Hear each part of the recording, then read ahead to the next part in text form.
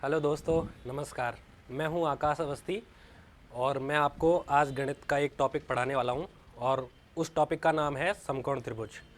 वैसे तो समकोण त्रिभुज एक बहुत अच्छा टॉपिक है और उस पर बहुत बड़ी बड़ी किताबें लिखी जा सकती हैं, लेकिन परीक्षा से रिलेटेड जितनी भी बातें समकोण त्रिभुज से पूछी जाती हैं उसके बारे में मैं आपको यहाँ बताने वाला हूँ। तो देखो, मैं टॉपिक डालता हूँ यहाँ पर।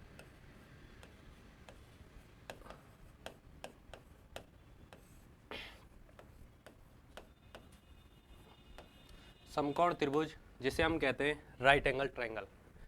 यहाँ पर सबसे पहले आपको समझने वाली चीज़ यह है कि समकोण त्रिभुज में एक कोण 90 डिग्री का होता है, यानी कि एक कोण राइट एंगल होता है। मैं ए बी सी अगर ये ट्रायंगल लेता हूँ तो यहाँ पर मैंने मान लिया कि बी एंगल 90 डिग्री का है। अब बचे हुए दोनों कोणों का योग हमारे पास 90 डिग्री होगा, क्योंकि त्रिभुज के तीनों कोणों का योग 180 डिग्री होता है। तो यहाँ पर अगर मैं ये वाला एंगल सी को थीटा मानता हूँ तो दूसरा वाला एंगल हमारे पास, दोनों का योग 90 है तो दूसरा वाला एंगल हमारे पास 90 माइनस थीटा होगा। अच्छा, अब यहाँ पर हमें समझना है, क्योंकि समकोण त्रिभुज में इन भुजाओं के कुछ विशेष नाम होते हैं। पहला हमारे पास आधार होता है, एक हमारे पास लंब होता है और तीसरा हमारे पास कर्ण होता है। लेकिन आपको समझने वाली बात यह है कि जिस एंगल के रिस्पेक्ट में हम ये बात करते हैं तो उसके पास वाली भुजा को, जैसे यहाँ पर मैं थीटा के रिस्पेक्ट में बात कर रहा हूँ, तो थीटा के पास वाली भुजा को हम बेस या आधार कहते हैं, और उसके सामने वाली साइड को, थीटा के सामने वाली साइड को, यहाँ पर इसको हम कहेंगे परपेंडिकुलर या लंब, और 90 के सामने वाली भुजा हमेशा होती है कर्ण या हाइपोटेनस। इसके बाद मैं आपको एक बेसिक बात बता देता हूं जो आपने 9th-10th क्लास में पढ़ी होगी, और वो है हमारे पास कि समकोण त्रिभुज से रिलेटेड एक बहुत ज़बरदस्त थ्योरम होती है और उस थ्योरम से बेस्ड बहुत सारे क्वेश्चन पूछे जाते हैं। और यहाँ पर वो थ्योरम का नाम है हमारे पास पाइथागोरस थ्योरम, जिसे हम लिखते हैं परपेंडिकुलर का स्क्वायर प्लस बेस का स्क्वायर इक्वल्स टू हाइपोटेनस का स्क्वायर, यानी कि लंब का स्क्वायर प्लस आधार का स्क्वायर बराबर कर्ण का स्क्वायर। ये थ्योरम कहाँ से आती है, कैसे निकल के आती है, इसके बारे में भी हम सीख रहे होंगे, लेकिन इससे पहले हम और भी बातें सीख लेते हैं। जैसे मैं यहाँ पर कहता हूँ कि कोई भी एक समकोण त्रिभुज है, इसके अंदर सबसे पहले अगर हम बात करें शीर्ष लंब की, यानी कि एल्टीट्यूड की, और एल्टीट्यूड से रिलेटेड भी काफ़ी क्वेश्चन हमारे पास आते हैं, तो अगर मैं इसके समकोण वाले पार्ट से एक शीर्ष लंब या एल्टीट्यूड खींचता हूँ तो इस एल्टीट्यूड या शीर्ष लंब की लंबाई BD की लंबाई हमारे पास हमेशा होती है आधार गुणा लंब बटे कर्ण। ये हमारे पास होती है, और ये कहाँ से आती है इसके बारे में मैं आपको थोड़ी सी जानकारी देता हूँ। देखो, यहाँ पर एक हमने त्रिभुज लिया है, समकोण त्रिभुज ABC, और मैंने यहाँ से परपेंडिकुलर डाला AC पर, और जिसकी वैल्यू हमारे पास लिए हमने पॉइंट लिया है D। यहाँ पर हम जानते हैं कि किसी भी त्रिभुज का एरिया जो होता है उसको मैं अगर डेल्टा से रिप्रेजेंट करूँ तो वो होता है 1/2 बेस इंटू में हाइट।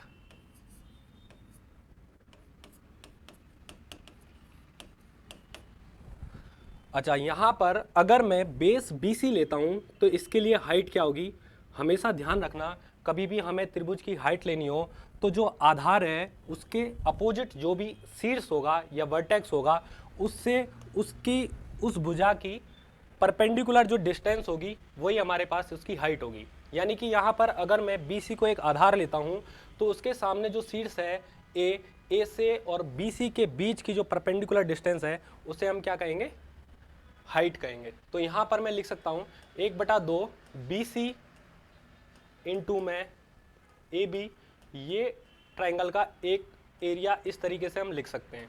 दूसरे तरीके से अगर हम लिखना चाहें तो हम यहाँ पर AC को अगर आधार मानते हैं, AC को या कर्ण को आधार मानते हैं, तो इसके लिए हाइट जो होगी वो BD होगी, क्योंकि AC के सामने वाला शीर्ष हमारे पास B है और B से AC की परपेंडिकुलर डिस्टेंस BD है। तो यहाँ पर मैं लिख सकता हूँ 1/2 आधार अगर हम AC लेते हैं तो इसके सामने वाली शीर्ष से ये दूरी जो है वो BD के बराबर है।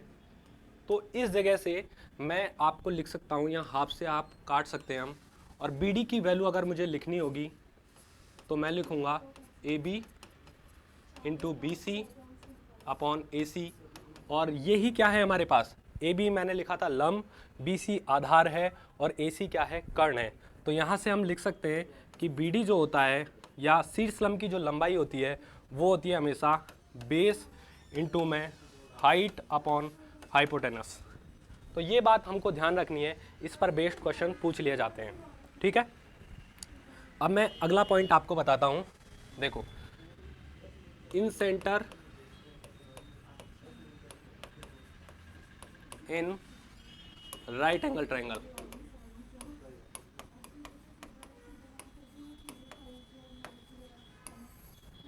देखो, इन सेंटर को समझने से पहले सबसे पहले आपको एक टर्म के बारे में जानना होगा, और उससे कहते हैं हम एंगल बाइसेक्टर या कोण समद्विभाजक। एंगल बाइसेक्टर या कोण समद्विभाजक, एंगल बाइसेक्टर या कोण समद्विभाजक क्या होता है, किसी भी एंगल को दो बराबर भागों में बांटने वाली रेखा को क्या कहते हैं हम, एंगल बाइसेक्टर या कोण समद्विभाजक। किसी भी कोण को दो बराबर भागों में बांट दिया जाए, जैसे ये जो लाइन है, मानते हैं ये वाला एंगल और ये वाला एंगल दोनों बराबर हो जाते हैं, θ/2 और ये भी θ/2। तो ये जो लाइन होगी हमारे पास, इसको क्या कहेंगे हम, एंगल बाइसेक्टर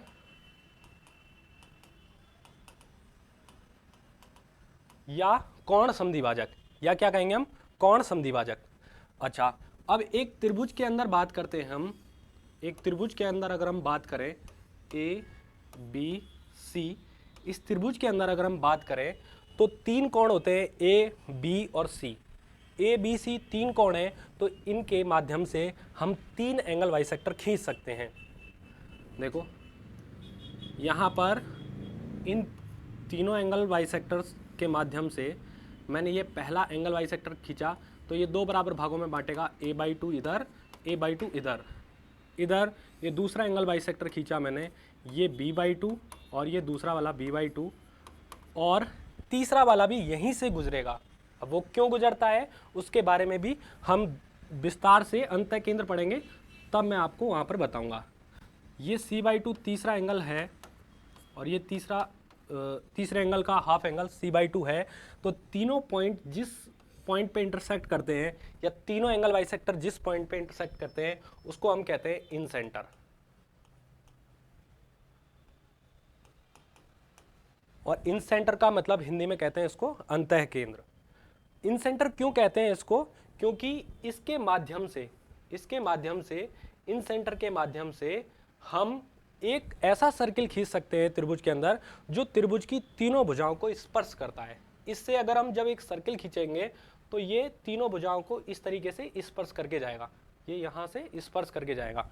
ठीक है, और इस सेंटर से इन भुजाओं की मिनिमम जो डिस्टेंस होगी वो इस सर्किल की रेडियस r के बराबर होती है। ये डिटेल से हम इन सेंटर में पढ़ेंगे। यहाँ पर r की वैल्यू होती है डेल्टा/s। यहाँ पर डेल्टा क्या है, डेल्टा है त्रिभुज का क्षेत्रफल, और s है हमारे पास अर्ध परिमाप यानी कि सेमी पेरीमीटर। ये क्या है, एरिया, और ये है हमारे पास सेमी पेरीमीटर। ठीक है, अब मैं बात कर रहा हूं यहां पर incentre in right angle triangle. तो यहां पर हम बात करें अगर राइट एंगल ट्रायंगल की, तो इसके अंदर अगर सर्किल बनाया जाए तो कुछ इंपॉर्टेंट बातें हमारे पास निकल के आती हैं। ठीक है, ये मैंने इन सेंटर मान लिया और ये यहाँ से इस तरीके से टच कर रहा है, तो ये इसकी रेडियस होगी सर्किल की, और यहाँ से इसको टच करें तो ये हमारे पास रेडियस होगी। और इस रेडियस की वैल्यू हम खास तरीके से समकोण त्रिभुज के लिए लिख सकते हैं, r बराबर perpendicular plus base minus hypotenuse by 2। R बराबर डेल्टा अपॉन एस तो सारी जगह सत्य है, लेकिन हम विशेष तौर पर समकोण त्रिभुज के लिए आर की वैल्यू परपेंडिकुलर बेस और हाइपोटेनस के रूप में क्या लिख सकते हैं, perpendicular plus base minus hypotenuse by 2, यानी कि लंब प्लस आधार माइनस कर्ण बटा 2। ठीक है, देखो ये कहाँ से आता है वो मैं आपको समझा देता हूँ। देखो यहाँ पर मैं आपको बात करूँ, दोनों तरीके से हम बात करेंगे इसकी। ये ए बी सी एक हमारे पास राइट एंगल ट्राइंगल है, राइट एंगल ट्राइंगल है। इसके अंदर मैंने ये इन सर्किल बनाया और यहाँ से ये रेडियस बना दी आर। अब आपको यहाँ पर एक बात याद रखनी है कि रेडियस और टेंजेंट के बीच बनने वाला एंगल, रेडियस और टेंजेंट के बीच में बनने वाला एंगल 90 डिग्री का होता है। ऐसा क्यों होता है ये भी हम डिटेल से सर्किल वाले अध्याय में जानेंगे। तो यहाँ पर मैं आपको बता देता हूँ कि ये वाला एंगल जो है वो निश्चित रूप से 90 डिग्री का होगा, और यहाँ से इस पर अगर मैं इस तरीके परपेंडिकुलर डाल देता हूँ, या रेडियस और टेंजेंट के बीच में इधर भी बनने वाला एंगल 90 डिग्री का होगा। तो ये इस चतुर्भुज में अगर मैं बात करूँ, ये P, ये Q, ये R और B, तो इस चतुर्भुज में जब तीन एंगल 90-90 डिग्री के हो गए हैं, ये वाला एंगल 90 डिग्री, ये 90 डिग्री, ये 90 डिग्री, तो इधर ये वाला एंगल भी हमारे पास 90 डिग्री का होगा। और जब किसी चतुर्भुज में चारों एंगल 90 डिग्री के हो जाएं तो वो एक विशेष प्रकार का चतुर्भुज होगा, या तो वो आयत हो सकता है या फिर वो वर्ग हो सकता है। लेकिन यहाँ पर ये वर्ग होगा क्योंकि ये वाली भुजा हमारे पास Q से R तक R है, इधर ये भी हमारे पास R है, तो आमने सामने की भुजाएं भी अगर हम बराबर करें तो ये R, तो ये भी R होगा और इधर ये भी R होगा, यानी कि ये PQRB जो चतुर्भुज है वो हमारे पास एक वर्ग होगा। अच्छा, अब मैं यहाँ पर R की वैल्यू फाइंड करना चाहता हूँ in terms of perpendicular base and hypotenuse. तो हम कैसे फाइंड करेंगे, देखो अगर मैं मानता हूँ ये A हमारे पास पॉइंट है, A अगर वर्टेक्स है, इसके सामने ये BC जो लाइन है, A के सामने वाली साइड को मैं स्मॉल a से लिखता हूँ, B के सामने वाली साइड को मैं स्मॉल b लिखता हूँ, और C के सामने वाली साइड को अगर मैं स्मॉल c लिखता हूँ यहाँ पर, तो देखो ये P से B तक R है, तो ऊपर बचा हुआ कितना, ये C माइनस R बचेगा। इधर यहाँ पर B से C तक A है, B से R तक R है, तो R से C तक क्या बचेगा हमारे पास, A माइनस R। ठीक है, अब आपको एक बात और पता होनी चाहिए कि कोई भी एक सर्किल है, इसके बाहर किसी भी बिंदु से, कोई भी एक सर्किल है, इसके बाहर किसी भी बिंदु से अगर मैं दो टेंजेंट डालता हूं तो दोनों टेंजेंट की लेंथ हमेशा बराबर होती है। ऐसा क्यों होता है ये भी हम पढ़ रहे होंगे सर्किल वाले चैप्टर में, लेकिन आपको यहाँ पर ये बात ध्यान रखनी है। अब मैं यहाँ से लिख सकता हूँ, देखो इस पॉइंट से ये टेंजेंट डाल रहे हैं CR, और ये पॉइंट अगर मैं मान लेता हूँ, कोई भी P पॉइंट मान लेता हूँ, तो C से R तक और C से P तक की ये दोनों लेंथ बराबर होंगी, और ये वाली वैल्यू अगर हमारे पास A माइनस R है तो इधर ये भी हमारे पास A माइनस R होगी। और इसी तरीके से हम यहाँ से A से P तक की लेंथ लिख सकते हैं कि A से इस टेंजेंट की वैल्यू C माइनस R है, तो A से P तक यहाँ तक की वैल्यू भी क्या होगी, C माइनस R होगी। ठीक है, अब AC में देखें तो AC टोटल B के बराबर है, और इधर C से P और P से अगर A को जोड़ दें तो भी हम C से A की वैल्यू निकाल सकते हैं। तो मैं यहाँ से लिख सकता हूँ कि ये जो V है इसकी वैल्यू क्या होगी, A माइनस R जो C से P तक की वैल्यू है, और P से A तक की वैल्यू C माइनस R है। तो दोनों को ऐड करके अगर मैं लिखूँ A minus R plus C minus R, तो यहाँ से हमारे पास R की जो वैल्यू है, R को हम उधर लेके जाएं तो 2R की वैल्यू जो होगी वो हमारे पास होगी A plus C minus B upon, ये दो यहाँ से अगर मैं हटा दूँ, चलो आगे लिख लेंगे, R की value A plus C minus B upon 2, इस तरीके से हम लिख सकते हैं।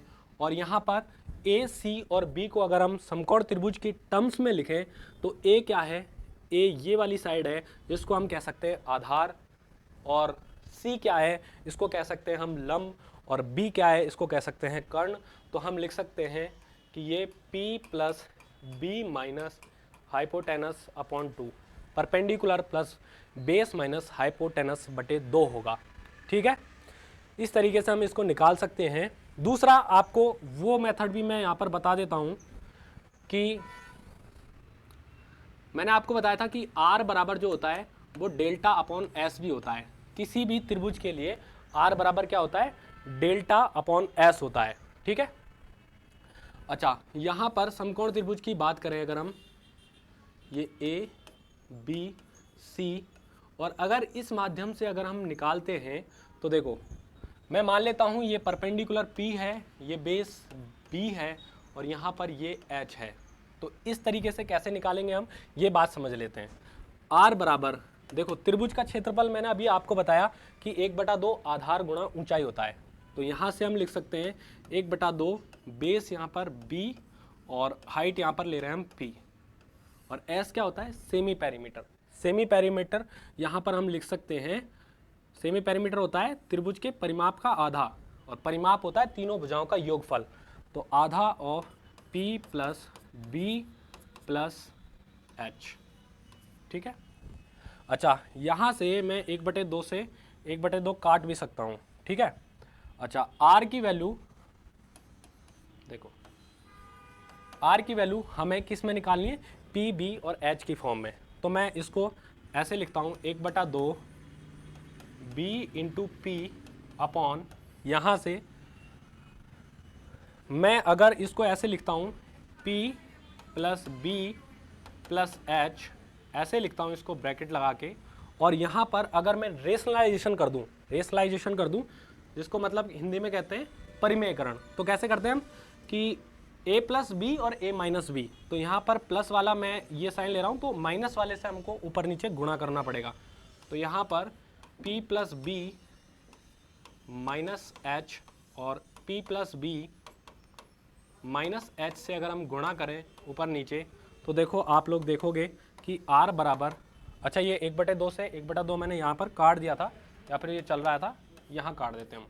ठीक है, तो ऊपर आ रहा है वो बी इंटू पी इंटू में P plus B minus H upon, अच्छा ये देखो a plus B A minus B के फॉर्मूले से अगर हम करें तो P प्लस वी का whole square minus H square लिखेंगे, P प्लस बी का whole square minus H square लिखेंगे, और उसको भी अगर मैं खोल के लिखूं तो ये आएगा कुछ इस तरीके से, P square plus B square plus 2PB minus H square. ठीक है, माइनस एच स्क्वायर। अब आपको पता है पाइथागोरस थ्योरम से कि P square plus B square बराबर एच स्क्वायर के होता है, तो मैं ये चीज़ काट सकता हूँ, P स्क्वायर बी स्क्वायर से ये एच स्क्वायर काट सकते हैं, और ये P और B से P और B काट सकते हैं।